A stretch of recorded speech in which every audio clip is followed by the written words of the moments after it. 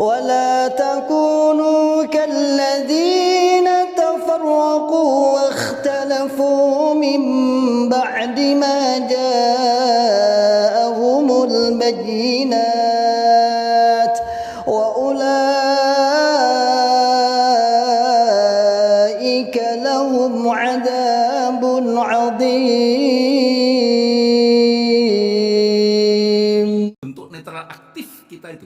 Sebagai lembaga kita aktif memberikan literasi kepada warga agar warga tidak salah. Warga LD saya menyerukan tidak memanfaatkan untuk kepentingan negatif campaigns maupun black campaigns. Kalau negatif campaigns itu gibah dalam agama, kalau black campaigns itu fitnah.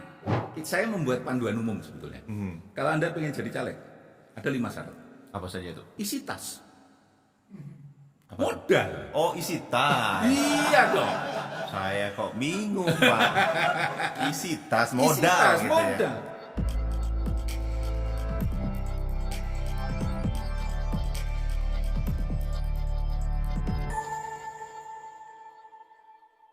Assalamualaikum warahmatullahi wabarakatuh, Liners. Apa kabarnya? Kembali lagi bersama saya Dika Saputra tentu.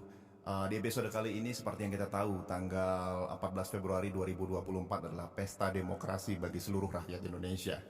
Banyak sekali di media sosial saat ini bertaburan pasangan calon dan juga perspektif dari masing-masing individu tentang pasangan calonnya.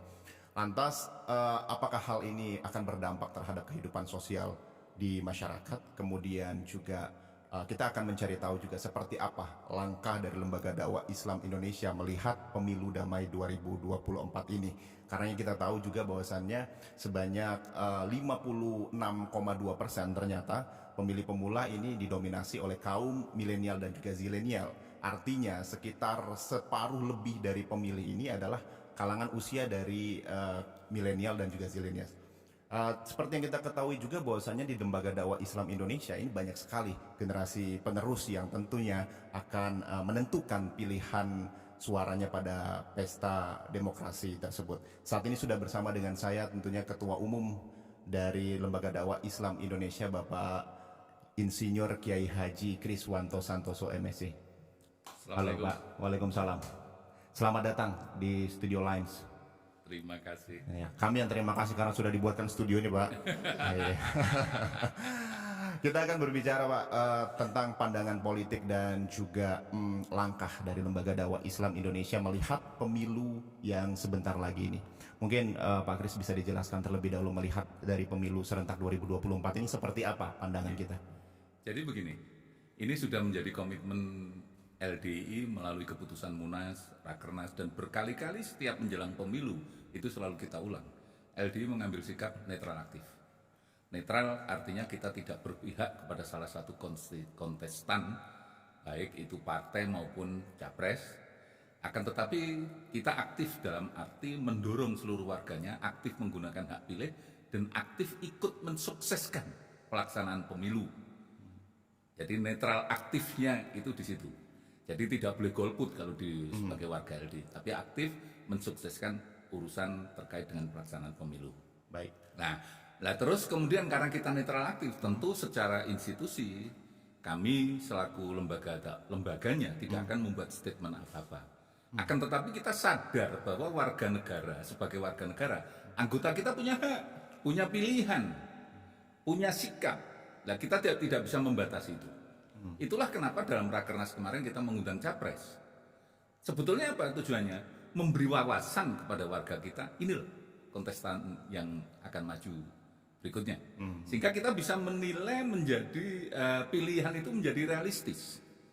Kami berharap mereka akan menilai secara realistis, karena dengan menilai realistis bahwa sebetulnya kita punya capres dengan kapasitas seperti ini, begini dengan background seperti ini, kita tidak memilih kucing dalam karung, akan tetapi kita menentukan pimpinan ke depan ini, kita ikut bertanggung jawab tentang apa yang akan terjadi setelah pasca 5 tahun. Sehingga kita nggak bisa protes lagi. Oh, dulu aku nggak milih dia. Itu bukan sikap. Sikap yang sebetulnya tidak boleh. Anda milih kebetulan calonnya kalah, itu adalah sebuah keputusan demokrasi yang sudah menjadi resiko dari sebuah proses demokrasi gitu. Nah, ketika Anda benar, ya Anda juga harus support. Saya kalah, support. menang pun kita harus support. Tapi kita sudah memberikan selaku lembaga memberikan sebuah wacana yang realistis untuk kita berpikir secara realistis. Karena harapan kita dengan kita memberikan wacana realistis ini sebetulnya ada sebuah keinginan yang ingin dituju LDI. Kita menginginkan bahwa pemilu ke depan itu menjadi keterwakilan, bukan keterpilihan. Artinya ketika saya milih A, baik itu legislatif maupun capres atau eksekutif, itu artinya saya milih itulah wakilku. Bukan atas dasar keterpilihan. Kalau keterpilihan orang bisa bayar. Bayar akhirnya dia terpilih. Gitu ya. Dia kasih, saya milih karena dia bayar saya gitu. Apakah keterpilihan ini mewakili dia? Enggak. Maka kita harus realistis berdasarkan kepada keterwakilan. Sehingga kita sebagai bangsa ini itu mempunyai wakil untuk sebagai saluran menyalurkan semua aspirasi keinginan sebagai warga negara kepada pimpinan dan perwakilan kita. Oke, artinya mungkin secara singkat bisa kita jabarkan bahwasannya LDI menyerahkan masing-masing hak suaranya kepada masyarakat ya seperti itu. Ya, tapi kita bertanggung jawab memberikan literasi yang betul-betul fair, literasi yang realistis tadi. Oke. Ya, jadi kita kok tidak karepmu bukan begitu. Itulah bentuk netral aktif kita itu. Sebagai lembaga kita aktif memberikan literasi kepada warga agar warga tidak salah, karena itu sebuah risiko. Sehingga ketika ada sesuatu yang kemudian ada warga kami yang karena pilihan yang kalah kemudian dia agak sakit hati atau bersikap yang berbeda, kita bisa menegur. Saya sudah memberikan sesuatu literasi pada mereka. Dan saya sudah memberi wawasan untuk itu. Itu resiko dari demokrasi. Karena demokrasi ini sudah menjadi pilihan bangsa. Demokrasi ini kan menjadi pilihan bangsa. Kita nggak bisa lagi kemudian mengatakan, ya kenapa pakai demokrasi, kenapa nggak pakai yang ini. Ya kita harus merubah undang-undangnya didasarkan kepada pilihan sejak awal. Founding fathers kita memilih itu. Sejak awal negara ini dibuat, artinya demokrasi itu sudah menjadi pilihan masyarakat di sini. Sila keempat. Kerakyatan yang dipimpin oleh hikmat kebijaksanaan dalam permusyawaratan perwakilan itu masalah demokrasi. Betul. Iya. Artinya memang kita mematuhi itu gitu ya. Iya. Sebagai salah satu. Ya karena kesepakatan. Iya. Betul. Ya. Kita berkaca sebentar ke tahun 2019 di mana politik ini menjadi sebuah menjadi sebuah akomodir massa gitu. Kita katakanlah sebagai politik identitas, kita berbicaranya seperti itu. Anda melihatnya dan juga mungkin mewakili dari seluruh masyarakat lembaga dakwah Islam Indonesia, LDI ada di mana ketika pemilu 2024 ini, dan apakah nanti politik identitas ini akan menjadi salah satu hal yang kita hindari atau seperti apa? Politik identitas itu nggak bisa dihindari ya. Ketika saya menjadi Muslim, saya nggak bisa kan mengatakan Pak Kris Muslim, bener itu memang saya Muslim, identitas saya Muslim. Pak Kris orang Jawa, ya itu memang identitas saya orang Jawa. Politik identitas itu tidak bisa dihindari. Yang salah itu adalah ketika mengeksploitasi secara negatif, menjadi black campaigns, menjadi negatif campaign, apalagi black campaigns. Itu yang nggak boleh gitu. Oh Pak Kris itu Muslim, politik identitas, ya kan? Tapi ketika Muslim yang tidak taat, yang kemudian ditambah-tambah, yang kemudian menjadi sesuatu yang negatif, itu yang nggak benar. Oke. Ya, kalau negatif campaigns itu gibah dalam agama, kalau black campaigns itu fitnah dalam agama. Dalam agama. Okay. Sehingga ketika sikap politik ini diterapkan dalam hukum agama, sama-sama salah, nggak bolehnya kedua-duanya. Tapi politik identitas ketika kita bicara Pak Prabowo tentara, kita bicara Pak Anies akademisi, kita bicara Pak Ganjar adalah gubernur, itu identitas beliau. Beliau orang Jawa, nggak mungkin itu kita. Yang nggak boleh itu adalah itu diolah dalam rangka menaikkan pamor dari salah satunya, kemudian menjelekkan dengan identitas itu kepada yang lain. Muncul juga di beberapa sosial media lah, katakanlah seperti Twitter, kemudian juga Instagram dan lain sebagainya, sampai muncul statement bahwasannya ketika tidak memilih paslon nomor urut sekian, maka keimanannya diragukan. Apakah Anda tidak setuju dengan hal ini? Ya, sangat tidak setuju, karena iman atau tidak itu kan penentuannya dari Allah. Bukan dari pilihan. Bukan dari pilihan politik gitu Oke, ya. oke. Bukan dari pilihan politik. Ya siapapun yang dipilih, kalau kita melihat, oke lah, terserah apapun yang kita pilih, tiga-tiganya Muslim. Gitu. Betul. Apakah kemudian agama lain tidak boleh pilih? Karena semuanya Muslim. Wah, saya nggak pilih, saya bukan Muslim. Kan nggak begitu. Gitu. Itulah karena negara kita ini dibentuk atas dasar perbedaan sejak awal. Ada Islam, ada Nasrani, ada Konghucu, ada Hindu, ada Buddha. Kita sepakat kemudian itu membentuk sebuah negara yang dilandaskan kepada Pancasila, yang Pancasila itu dituangkan pula dalam pembukaan Undang-Undang Dasar 1945, itu sudah sebuah sepakatan. Artinya ketika kita mempermasalahkan itu sama dengan mengingkari komitmen yang dibangun oleh Founding Fathers. Oke. Artinya LDI tidak sepakat jika masalah keimanan ini menjadi salah satu hal yang diperjualbelikan dalam politik gitu ya. Ya sangat tidak benar. Sangat tidak ya. Oke, baik. Sangat tidak etik gitu. Tidak etis itu. Iya, karena banyak sekali ini Pak. Karena saya juga aktif di sosial media gitu. Kita melihat Twitter, Instagram dan lain sebagainya. Jadi seakan-akan mengapa keimanan menjadi salah satu dasar dalam pemilihan calon gitu. Itulah politik identitas yang salah tadi. Oke. Dan kita Itulah menghindari politik- itu ya Pak. Ya? Menghindari itu. Oke. LDI, warga LDI saya menyerukan tidak memanfaatkan untuk kepentingan negatif campaigns maupun black campaigns. Karena apapun yang terjadi, negatif maupun black campaigns, itu menyakiti. Bukan hanya menyakiti capres loh ya. Para pendukung, teman-teman Anda sendiri sebetulnya. Oke. Ya, kalau kita ngomong aja, di LDI banyak orang yang dukung sini, ada yang dukung sini. Ketika kita bicara yang negatif, itu artinya menyakiti yang lain. Dan menyakiti itu adalah bukan sikap Rasulullah Sallallahu Alaihi Wasallam. Oke, berarti udah jelas ya, sangat jelas dan clear ini. Pembahasan pertama baru Pak, belum kedua, ketiga dan keempat masih banyak ini.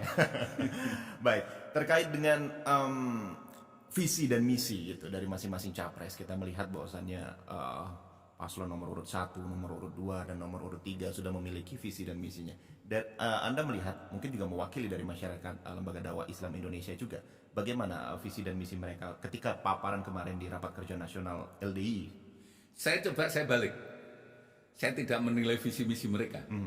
Tapi LDI punya kepentingan. Saya berangkat dari, LDI ada kepentingan. Kepentingannya sama sebetulnya untuk bangsa negara, tapi dari sudut mengeksekusi, cara mengeksekusi, sikap mengeksekusi, macam-macam kan beda. Boleh beda dong? Boleh dong. Gitu ya. Boleh, Pak. Nah, LDI dibalik. LDI punya ini. Menurut kajian LDI masalah bangsa itu di sini. Maka LDI menawarkan, LDI itu punya program yang begini. Bagaimana tanggapan Anda? Ya, kita bekerja sama dong. Loh, makanya kan beda kan? Iya, betul. Ya, kalau saya menilai itu sangat subjektif. Ini coba ini arahnya kepada bahwa bangsa ini perlu ini. Coba tolong dong. Nah, bagaimana Anda menyelesaikan permasalahan bangsa ini? Kalau LDI punya ini, bisa nggak ini diakomodasi untuk nanti menjadi sebuah program di pemerintahan kalau Anda berkuasa sebagai otoritas? Dan kami siap membantu ketika itu seiring dengan program yang kita lakukan. Karena kami sudah siap menyiapkan segala sesuatu untuk mengeksekusi program ini. Kita balik, tapi sebetulnya orientasinya sama. Bagaimana arahnya menuju kemajuan kesejahteraan bangsa dan negara ini. Artinya LDI siap berkolaborasi dengan siapa saja gitu. Wajib. Karena bangsa ini tidak dibangun oleh satu golongan, satu orang, satu kelompok, tapi bangsa ini sudah kita sepakati sebagai bangsa yang heterogen yang harus bersama-sama berkolaborasi membangun bangsa dan negara ini. Baik itu stakeholder sebagai pemilik otoritas maupun itu adalah sama-sama kekuatan sosial yang sama-sama punya pendorong untuk memberikan kritik kepada pemerintah, kepada stakeholder untuk melaksanakan semua kebijakan dengan baik. Oke. Kemudian di saat ini sekarang kita masih masuk ke dalam masa kampanye sebelum akhirnya nanti masuk ke masa tenang, minggu tenang. Kemudian kita ada pada tanggal 14 Februari kita akan melakukan pesta demokrasi tersebut. Apa yang sudah Bapak sosialisasikan kepada warga lembaga dakwah Islam Indonesia di masa kampanye ini? Yeah. Jadi begini ya, saya ini jadi teringat 14 Februari itu Valentine Day ya. Iya betul. Hari kasih sayang ya. Iya. Masa hari kasih sayang kita jadikan menjadi sesuatu yang bersifat konfrontatif, akhirnya menjadi tidak rukun gitu. Ya, saya bukan kok menghormati hari kasih sayangnya, bukan kok kanunya, tapi momen bahwa kita harus melakukan segala sesuatu secara damai itu penting. Pentingnya adalah kita sudah membangun apa yang dihasilkan oleh pendahulu-pendahulu kita itu adalah sebuah proses yang tidak ringan. Ya, terlepas itu ada kelebihan, ada kelemahan, tapi kita sudah mencapai pada step sekarang yang kita hadapi ini. Adalah sangat sayang ketika apa yang sudah kita hasilkan itu rusak. Setiap 5 tahun kita memperbaiki, setiap 5 tahun kita harus konflik, setiap 5 tahun kita harus. Saya kira salah satu di antara komitmen yang harus dibangun oleh pemerintahan ke depan siapapun yang memerintah itu sustainability, berkelanjutan. Karena itulah kenapa kita punya undang-undang dasar 1945, kita punya Pancasila. Itulah kita punya, kalau dulu adalah rencana pembangunan jangka panjang. Tujuannya adalah sustainability. Karena jangan sampai pembangunan itu adalah berhenti pada setiap 5 tahun berubah, setiap 5 tahun berubah. Apalagi ketika itu menjadi konflik, setiap 5 tahun itu menjadi rusak. Nah ini, saya sudah berkomunikasi dengan ormas Islam lainnya, bahwa saya mengatakan saya punya kegamangan melihat situasi pemilu sekarang ini. Saya perlu sepakat dengan organisasi kemasyarakatan, kekuatan sosial lain, bagaimana kita menjaga umat ini tetap damai. Karena itu tanggung jawab kita, gitu ya. Karena kita yang punya umat, kita harus menjaga umat itu dengan damai. Nah, untuk menjaga umat damai, kita harus memberikan literasi yang benar, kemudian mengendalikan yang benar, mengembalikan kepada roh bahwa Indonesia sudah dibangun sejak dulu, perlu kita jaga sustainability-nya, jangan rusak sampai di sini. Apalagi pembangunan umat. Ya, pembangunan umat itu juga tidak gampang gitu. Membangun SDM, membangun umat itu tidak gampang. Kalau kemudian terpecah, rusak setiap proses demokrasi 5 tahunan, ini kan sangat disayangkan. Komitmen inilah yang kita lihat, apapun yang terjadi ke depan, apapun hasil pemilihan nanti, setuju atau tidak setuju, itulah proses demokrasi yang sudah sama-sama disepakati bersama. Ya. Kadang-kadang kita juga melihat ada orang yang protes macam-macam, tidak setuju dengan demokrasi, padahal dia bisa berbicara itu sebetulnya hasil proses demokrasi. Ya kan, kan aneh gitu loh, gitu ya. Nah, maka kita yang paling penting di sini adalah kami serukan pada warga kita yang saat ini sebagai keinginan kita adalah bagaimana warga LD ini bisa menjaga pemilu secara damai. Jangan mudah terbakar, jangan mudah terpanasi, jangan mudah terprovokasi. Kita menjaga negara Kasetahuan ini menjadi lebih penting dari kepentingan pribadi Anda, pilihan Anda yang tidak sesuai. Oke, baik. Artinya memang warga LDI dilarang untuk merusak tali silaturahim bersama ya. Bukan hanya tali silaturahim sesama, hasil pembangunan jangan dirusak gitu. Karena ya, keinginan semata hanya untuk kemudian kita merusak sesuatu itu juga nggak boleh. Ya, kaidahnya sendiri kita ini mesti harus menjaga kemaslahatan ini secara umum gitu. Ya. Kemudian kita tahu juga Pak, pada tanggal tahun ini gitu, Pesta Demokrasi ini dilangsungkan pertama kali Pak dalam sejarah bahwasannya Indonesia melakukan pemilu serentak 2024. Artinya ini akan ada pesta yang sangat panjang sebenarnya. Setelah presiden ada legislatif dan lain sebagainya. Seandainya ya kan, dari warga LDI sendiri ada yang menjadi caleg gitu, dari berbagai macam latar belakang. Apakah nanti partainya harus dari partai ini atau Anda membebaskan untuk masyarakat memilih partainya sendiri? Selama ini kebijakan kita membebaskan dari partai manapun. Sebagai ilustrasi aja ya, 2009 dari 14 partai seingat saya pada saat itu semuanya ada caleg dari warga kita kecuali PDS, Partai Damai Sejahtera. Ya karena partainya Partai Nasrani ya. Bukan kita anti Nasrani, bukan. Tapi ya jadi dia sendiri malu lah mungkin untuk gabung ke sana gitu ya. Itu jadi kita membebaskan. Akan tetapi sebelum pemilu, sebetulnya sebelum menentukan sikap itu, kami sudah memberikan literasi. Kalau Anda memang tertarik sebagai berpolitik, Anda harus memulai, tidak bisa instan. Tiba-tiba jadi caleg, setelah itu hilang lagi, jadi caleg, hilang lagi. Itu bukan sikap yang politik yang bijak. Karena justru itu akan membingungkan dan mengumbang-ambingkan warga LDI dan institusi LDI. Kalau Anda memang berpolitik, ya masuk ke partai atau apapun, berkontribusi secara positif, dan itu tidak bisa langsung, pastilah. Karena ketika kita menjelang pemilu, tidak ada yang bicara jelek partai itu. Bagus semua. Bagus semua. Sama kayak kecap nomor 1 semua, Pak. Wah, Iya, kecap A, kecap B, bayangkan, kecap nomor misalkan 1. ada orang yang daftar sebagai caleg dari partai kecil nomor 10 lagi. Mohon maaf. Ya. Itu kan sebetulnya ya kalau itu dimulai kemudian dia aktif, terus kemudian dia meraih aja lah sekalian kepada partai yang besar. Ya kan? Kalau kita di partai besar kita bisa berkontribusi, Pak, tapi nggak bisa langsung jadi caleg. Ya, itu karena partai besar. Kalau partai kecil Anda juga nggak akan jadi kan masalahnya betul, itu betul. gitu. Melihat Jadi, peluangnya lebih besar ya, gitu ya di partai. jadi saya lebih meminta kepada warga kita ini berbicara tentang kemaslahatan, bukan berbicara tentang ambisius ingin berkuasa. Oke. Jadi kemaslahatan. Kalau saya ke sana itu, saya mau apa? Gitu. Saya mau jadi apa? Terus kemudian prosesnya bagaimana? Nggak ada proses instan. Ya.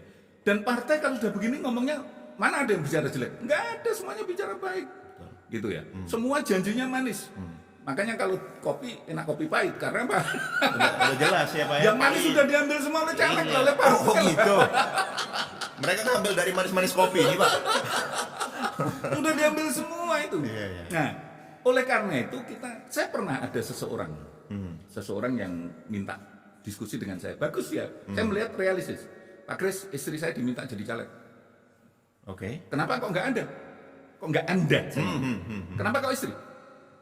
Nggak tahu Pak. Saya tahu kenapa kok mesti Anda. Karena undang-undang sekarang itu harus 30% kuota perempuan. Oke. Ya. Ya. Kenapa nggak Anda? Karena itu. Slot itu ya. Slot itu. Terus kemudian yang kedua, saya yakin partainya masih partai kecil. Ya. Nggak taunya benar, Pak. Iya benar. Karena apa? Iya karena dia bukan partai kader. Betul. Sehingga dia tidak bisa menyiapkan kader untuk perempuan 30%. Maka comot aja. Wah, comot yang paling nikmat itu LDI dah. Iya. Betul. Mungkin dia akan gitu ya. Kue LDI banyak ya, Pak Terus ya. saran Pak Kris gimana? Anda hanya menjadi korban janji. Kalau menurut saya nggak usah daripada Anda repot. Oke. Oh, saya dibiayai kok Pak. Walaupun Anda dibiayai, waktu Anda, keluarga Anda. Betul. Saya dulu berpolitik. Saya pernah menjadi sebuah tim sukses kepala daerah. Oh, pernah tahun berapa tuh, Pak?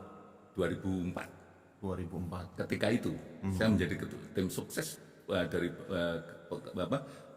pemilihan kepala daerah.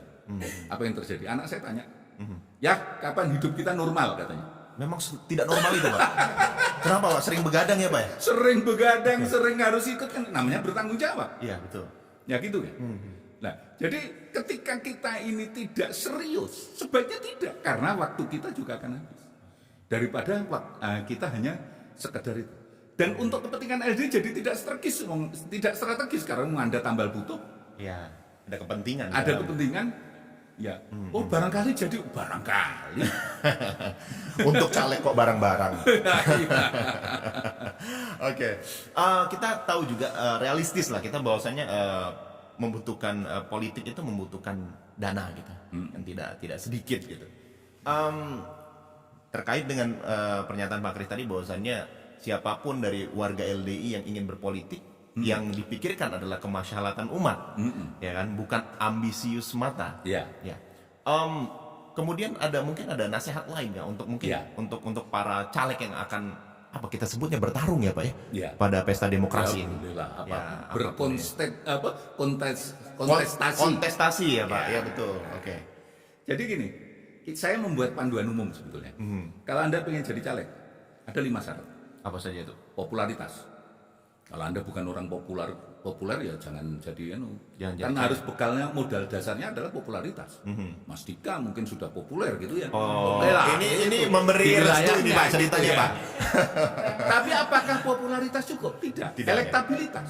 Partai apa? PS apa? Partai Amasol Indonesia Pak ada Pak. Yang kedua Oke. elektabilitas. Oke. Anda populer, tapi Anda tidak layak terpilih. Namanya elektabilitasnya rendah. Oke. Siapa yang misalkan gampangannya begini, tokoh yang negatif, ya terkenal pasti. Ya. Tapi apakah dia akan dipilih? Elektabilitas. Elektabilitasnya ya. Ya, yang ketiga kapasitas. Anda punya kemampuan nggak untuk nanti jangan-jangan jadi anggota dewan malu-maluin? Duduk-duduk aja ya Pak. Iya. Emang ada Pak anggota dewan yang malu-maluin? Nggak tahu. Tapi itulah pendidikan politik yang kita berikan. Ya, supaya kapasitas juga harus kita menilai sekarang coba bayangkan, saya punya ada orang di tetangga saya itu tiba-tiba jadi caleg. Saya melihat, orangnya apa? Ya karena ternyata dia nggak ada apa-apa sebetulnya, popularitas enggak, elektabilitas enggak, kapasitas kalau menurut aku sama sekali tidak. Kok dia bisa naik, Pak? Ya karena itu tadi. Apa itu? Karena 30% perempuan, Oke. dan kemudian dia merasa wah ada yang nawarin dan lumayan gitu. Ya. Terus kemudian yang keempat, integritas. Integritas untuk organisasi dan integritas untuk bangsa dan negara. Kalau orang secara moral tidak punya integritas, Anda jangan berharap untuk dipilih. Ya, itulah kenapa undang-undang sekarang koruptor pun itu 5 tahun tidak boleh. Dia harus disebutkan bahwa dia mantan koruptor 5 tahun. Sekarang kan transparansi seperti itu. Yang kelima adalah isi tas. Modal. Oh, isi tas. Iya dong. Saya kok bingung, Pak. Isi tas modal Isi tas, gitu modal. ya. Kalau nggak punya modal jangan coba-coba ya, Pak. Ya, Anda hanya ngikut aja untuk apa? Gitu. Iya, betul. Ya, jadi kita harus punya tujuan hidup ini. Itu kalau waktu kita hanya habis, Pak saya hanya untuk lengkap-lengkapan. Nah, ngapain kalau untuk lengkap-lengkapan? Lengkap-lengkapan. Lebih Ya. baik ibadah zikir di Iya. masjid lebih bagus. Kalau nggak ke sini di sini Wisma banyak pekerjaan ya, Pak ya di Iya. sini ya. Ya, Oke. makanya yang kelima isi tas. Karena politik sekarang masih perlu modal. Betul. Ya paling tidak pasang baliho, pasang banner. Nyetak banner berapa tuh? Anak lain bisa loh, Pak, nyetak banner. Nah itu silakan Iya. pasang untuk promosinya gitu ya. Oke. Ya biasa pasang banner. Kita juga wirawiri mana-mana untuk sosialisasi walaupun tidak pasang baliho juga perlu anggaran, Oke. perlu dana. Anda tidak mungkin satu kabupaten atau satu dapil kemudian Anda sendirian, pasti Anda juga perlu dibantu orang. Itu perlu memberikan transport dan sebagainya untuk modal. Maka isi tas juga perlu. Artinya kelima pertimbangan ini harus benar-benar dipikirkan secara Harus matang, ya? benar-benar dipikirkan sebelum kita memutuskan untuk menjadi caleg. Sehingga Anda tidak ngerepotin orang lain dan tidak ngerepotin diri sendiri yang sebetulnya jelas tidak memberikan hasil yang optimal. Oke, baik. Ada 5 poin itu yang 5 sangat poin. penting untuk di ini. Terkait lagi nih, kita berbicara tentang pesta demokrasi, kemudian berbicara juga bagaimana demokrasi hingga sampai dengan saat ini. Masih banyak isu yang naik mungkin ke pemberitaan dan lain sebagainya. Mungkin kita juga mengikuti itu melalui sosial media tentang money politik. Nah, bagaimana Anda melihat money politik ini dan juga ketika warga LDI yang di situ terjun sebagai caleg yang mewakili dari masing-masing partainya, apa yang akan Anda berikan, saran yang Anda berikan untuk money Sebetulnya politik? kalau kita jujur dari sisi agama ya, money politik itu riswah, suap.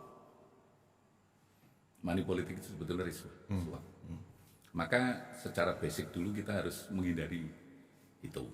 Itulah kenapa kita juga harus ada isi tas tadi. Ya. Ketika itu sesuatu yang sifatnya misalkan memberi transport pada tim sukses, oke lah. Ya. Tapi kalau memberi sesuatu untuk Anda pilih saya, nah, jadi begini ya. Saya ketemu orang caleg, Oke.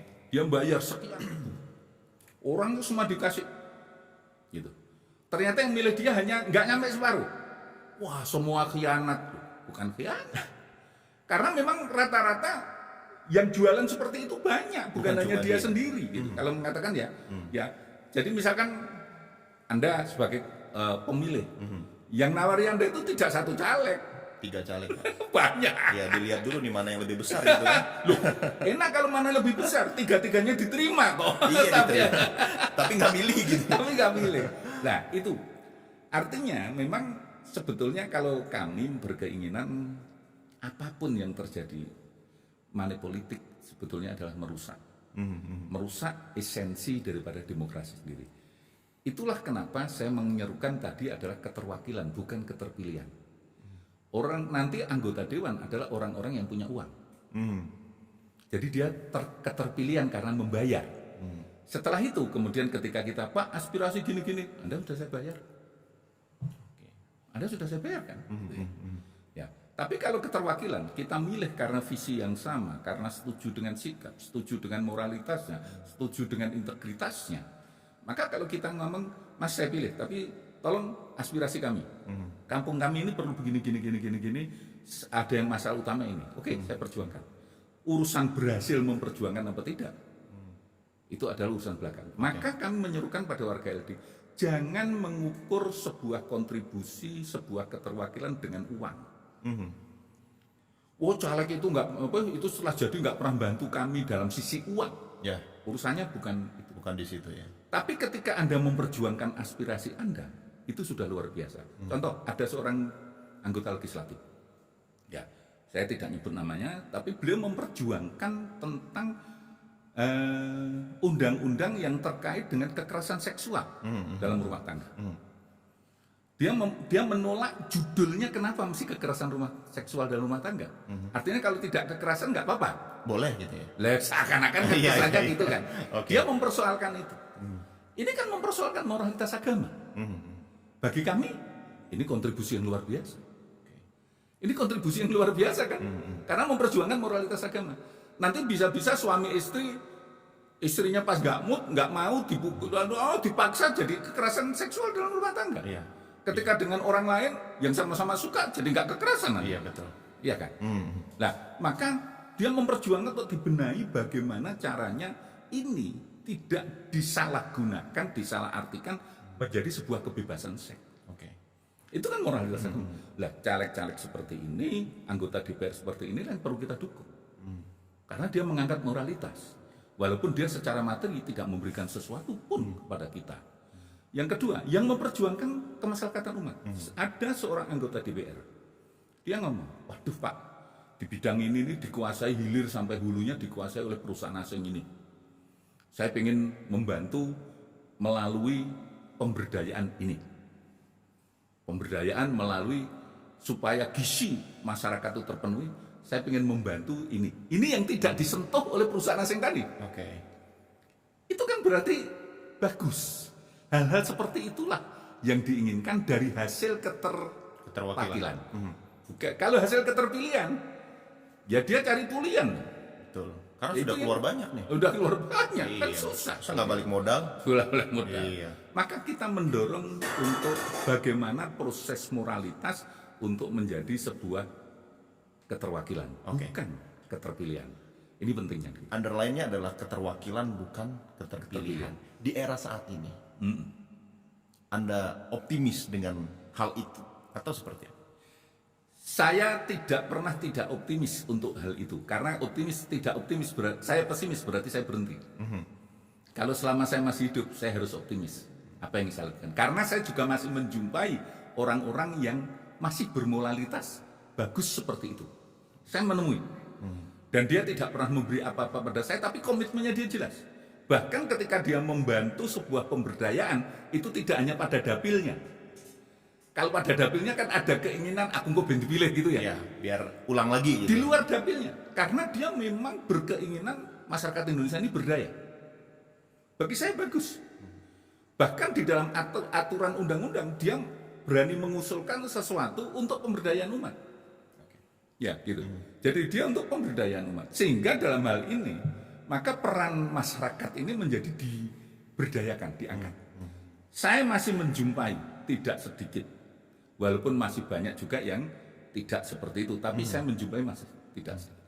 Karena saya juga banyak teman-teman politik dan saya menilai mereka itu masih banyak yang dalam track yang On the track gitu ya. on Pak, the ya. track. Oke. Ya paling tidak itu kalau kita dorong terus itu kan lama-lama kita akan menjumpai orang-orang yang semakin bagus.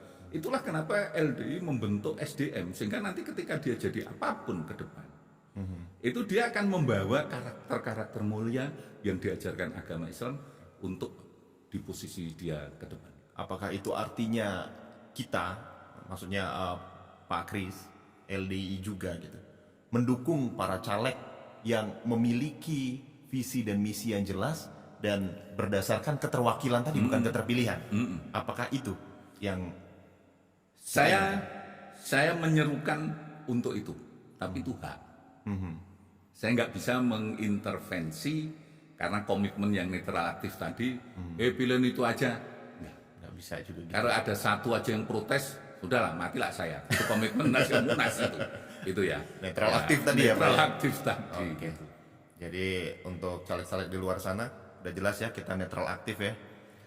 Kalau ada yang ingin ditanyakan, tanyakan aja ke Lines langsung ya.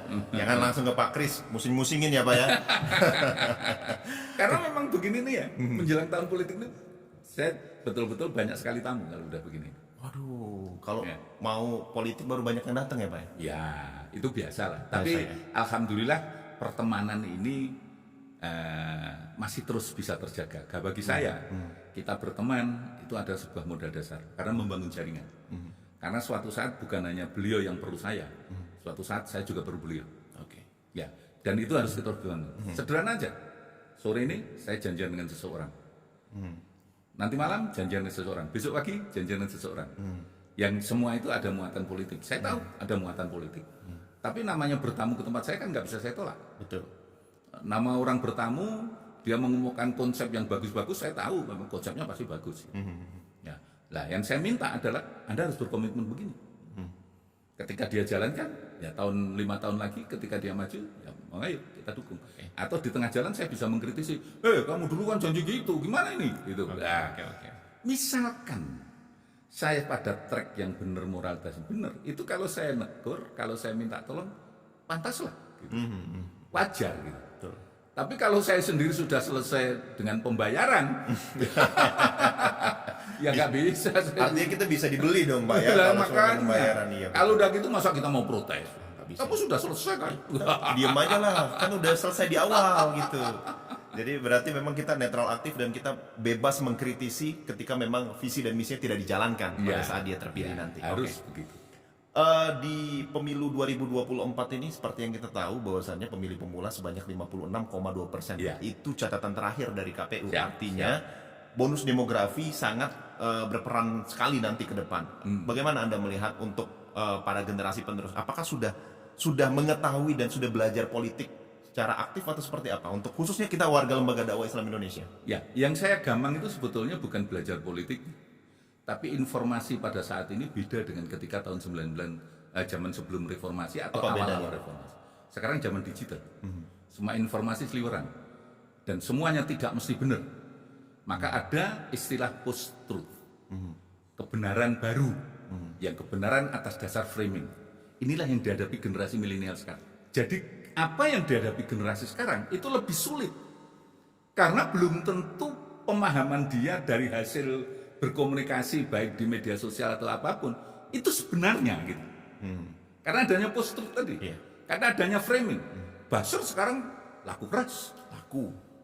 Bukan hanya laku keras. Keras banget ya Pak ya? Laku keras. Iya, Itu. untuk teman-teman lain nggak ada Pak yang buzzer. Aman, alhamdulillah. Nah, kalau itu yang dianggap sebagai sebuah satu kebenaran, Oke. kan mereka tersesat. Mereka salah menilai gitu. Maka disinilah generasi milenial ini harus pandai-pandai melihat segala sesuatu itu tidak hanya didasarkan kepada medsos, tapi kita harus didasarkan. Jangankan medsos, mainstream aja kadang-kadang berpihak. Betul. Di asing juga biasa gitu. Kita kalau ngomong Daily Telegraph di Inggris ya pasti ke partai ini. Kalau kita ngomong tentang VOA? ya pasti ke sana gitu. Pasti ke sana. Itu aja benar. Tapi paling tidak dia menjaga integritasnya. Kalau media-media mainstream itu menjaga integritasnya untuk tidak melakukan black campaigns ataupun negative campaigns. Itu bisa menjadi sebuah acuan. Jadi jangan medsos katanya orang viral, apalagi kalau ada sudah kata viralkan. Saya tuh nggak akan pernah memviralkan yang diminta memviralkan. Karena saya sudah hampir memastikan itu adalah sesuatu yang salah. Itu. Nah, sekarang ini generasi milenial ini sangat menentukan karena mayoritas dan Anda ini sekarang ini disuguhi dengan informasi yang post truth. Kebenaran baru. Kebenaran baru yang belum tentu itu kebenaran yang sebenarnya. Betul. Maka disinilah generasi milenial punya tantangan yang jauh lebih besar. Kalau saya bisa melihat dari pengalaman saya, tapi generasi milenial kan dia tidak bisa melihat dari Pengalamannya. pengalamannya ya pada zaman digital. Iya. Saya dengan anak saya aja kadang-kadang debat. Ya, saya apa? Menjelaskan sikap tetap Anda, tapi saya harus menjelaskan. Betul. Menjelaskan sebetulnya ada ini loh. Gitu. Maka generasi milenial harus pinter memilih dan memilah mana yang betul. Karena Anda penentu, Anda ikut menentukan bagaimana warna pemerintahan ke depan. Oke. Ketika Anda salah mendapatkan informasi dan itu yang Anda percaya, maka Anda akan memilih pada sesuatu yang salah. Dampaknya tentu Anda akan merasakan 5 tahun ke depannya yang tidak bisa lagi kemudian diutek-utek. Karena 5 tahun itu adalah sebuah sirkulasi yang memang harus kita jalani karena kita kita sudah memilih itu. sepakatan, iya gitu. Terus kemudian di tengah jalan, wah nggak cocok ternyata, terus kemudian digoyang macam-macam. Kalau digoyangnya karena melanggar undang-undang, oke. Karena kalau digoyangnya karena tidak cocok sikap, ya jangan. Mungkin juga keluar statement dari para generasi milenial dan juga zilenial seperti ini. Siapapun presidennya, siapapun yang terpilih, kita tetap cari makan sendiri. Kerja tetap masuk pagi. Uang tetap nyari sendiri. Beli cilok, akhir bulan beli cilok. Iya kan? Artinya menurut mereka ini tidak berdampak signifikan terhadap dunia mereka. Mungkin tanggapannya seperti apa, Pak? Sebetulnya berdampak, tapi dampak itu tidak terasa. Kalau Anda pilih pimpinan yang benar, kalau Anda pilih pimpinan yang berintegritas yang baik, cari ciloknya lebih mudah daripada kalau Anda salah pilih. Oke, betul. Anda cari bangun paginya lebih mudah, cari makannya lebih mudah, Lebih mudah. Anda berjalannya lebih mudah. Betul. Ya memang itu sesuatu yang tidak bisa kita bandingkan. Tapi frame itu, paradigma itu harus dibangun gitu. Oke.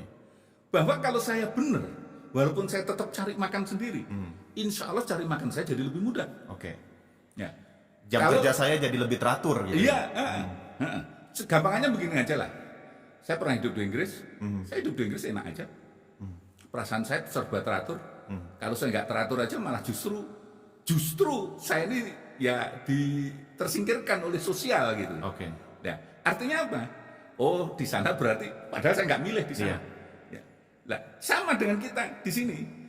Sikap pemerintah di sana dia bisa begitu itu karena pilihan yang benar pada saat itu kan gitu.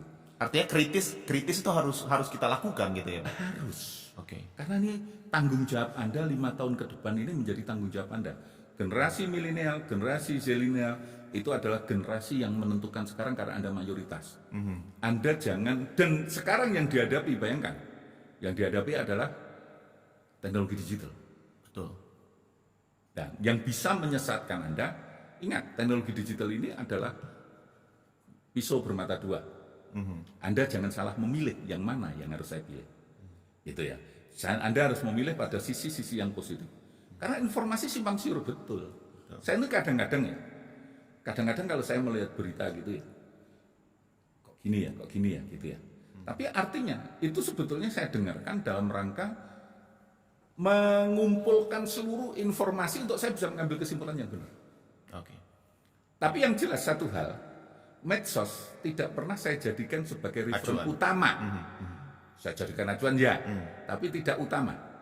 Saya jadikan sebagai sebuah acuan untuk kemudian saya mencari pembenaran referensi yang lain. Ibaratnya kalau kita bicara hadis ini doif.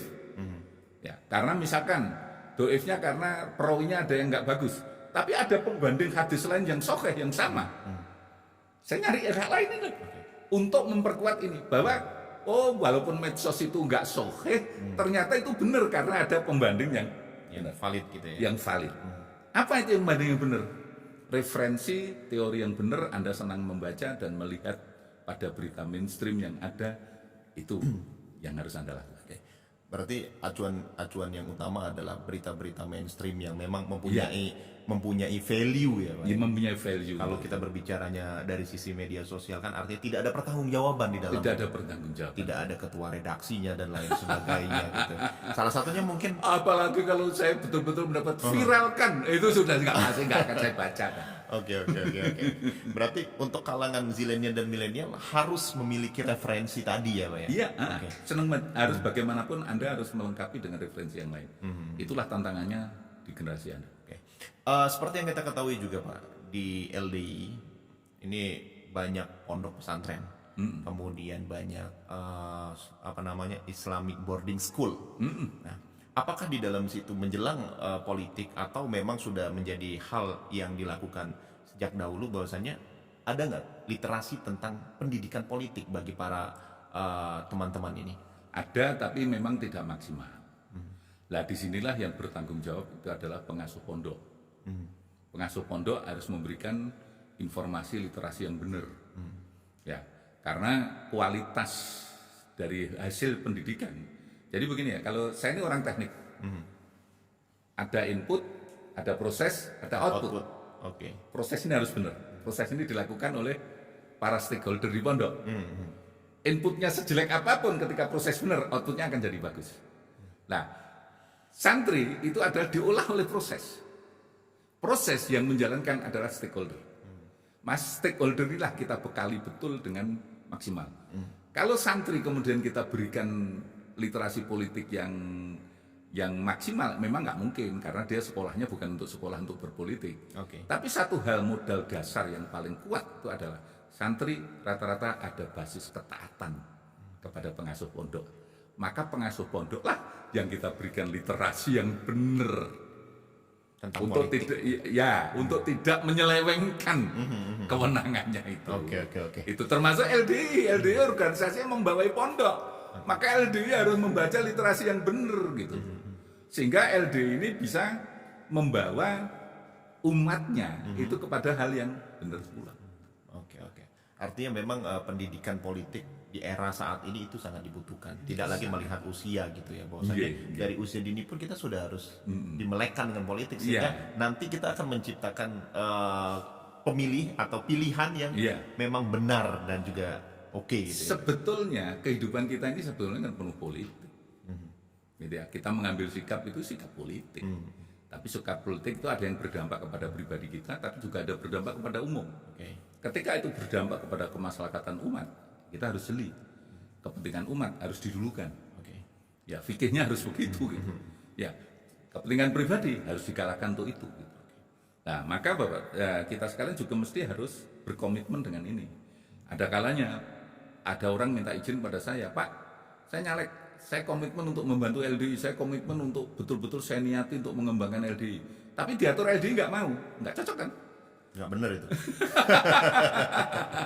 Ya seperti itu. Oke. Ya, jadi kita tetap memakai reference kebaikan, kebenaran, apalagi kita lembaga dakwah ya.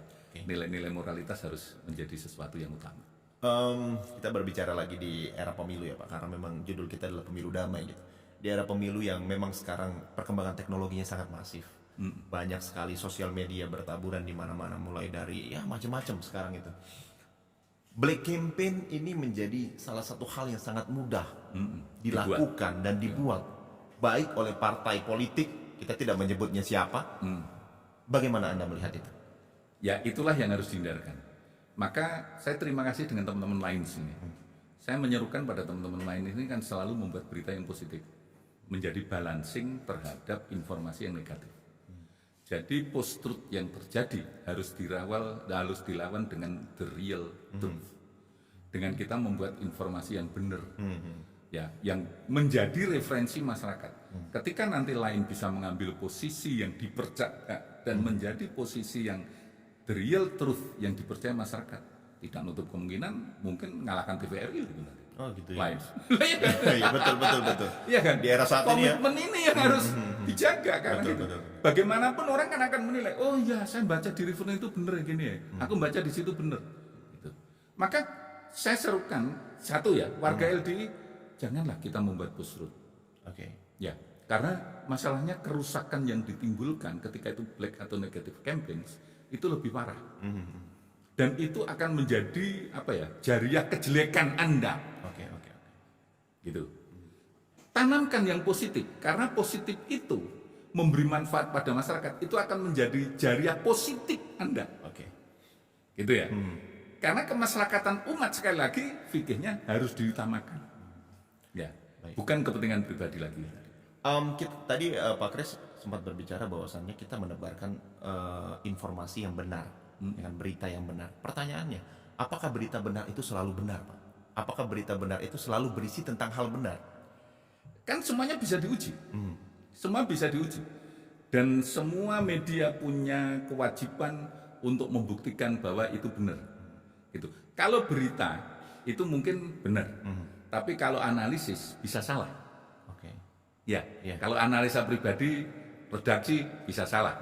Lah itu tanggung jawab redaksi untuk meluruskan kembali ketika itu sesuatu yang salah. Gitu ya. Tapi kalau berita, misalkan, oh Mas Dika sedang makan, beritanya benar memang makan dia, itu kan. Tapi kok Mas Dika yang dimakan haram, itu kan sudah analisis. Sudah analisis itu, Itu Pak. sudah merupakan black campaigns. Itu tanggung jawab loh itu. Fitnah itu ya Pak ya? Ya itu fitnah, black campaign itu. Gitu. Nah makanya kita mesti menjaga integritas. Oke. Saya serukan lines, jaga integritas berita, jaga integritas lain untuk memberikan kontribusi yang positif. Karena segala konsekuensi yang Anda hasilkan itu berdampak pada Anda. Ketika itu positif menjadi khairun nas anfa'um linas, ketika itu negatif juga menjadi sebuah dosa yang berkepanjangan. Dosa jariah. Jadi dosa yang mengalir. Dosa yang mengalir jauh gitu ya. Sampai Kali Ciliwung lewat Pak. Dosanya itu Pak. Oke. Kemudian juga ada statement pemilu itu bukan memilih yang terbaik tapi mencegah yang terburuk berkuasa. Bagaimana Anda melihat itu?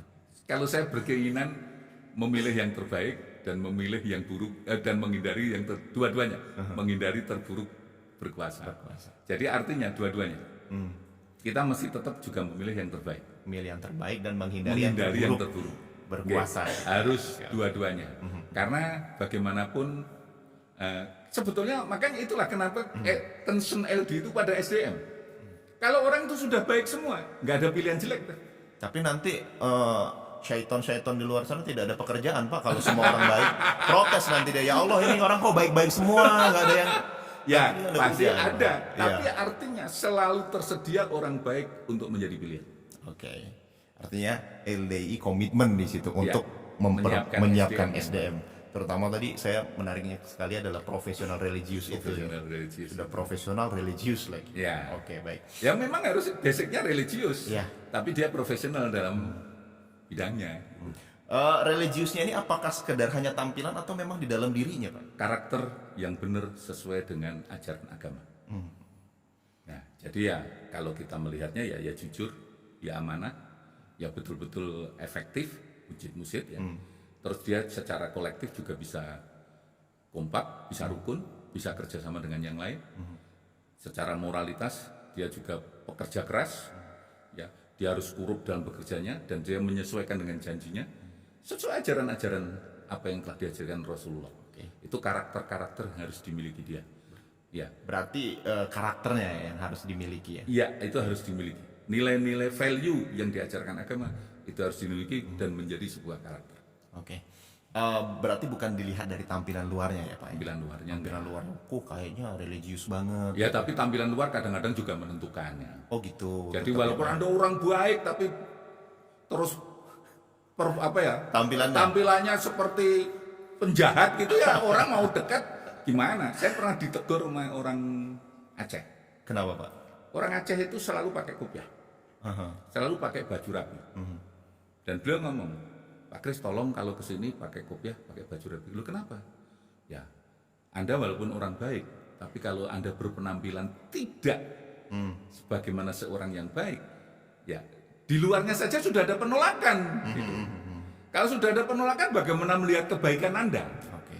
Tapi banyak juga loh Pak yang tampilannya baik tapi di dalamnya tidak baik. Tapi kan tampilannya baik, tahu dan baik kan ditinggal lagi kan? Oh gitu ya? Iya.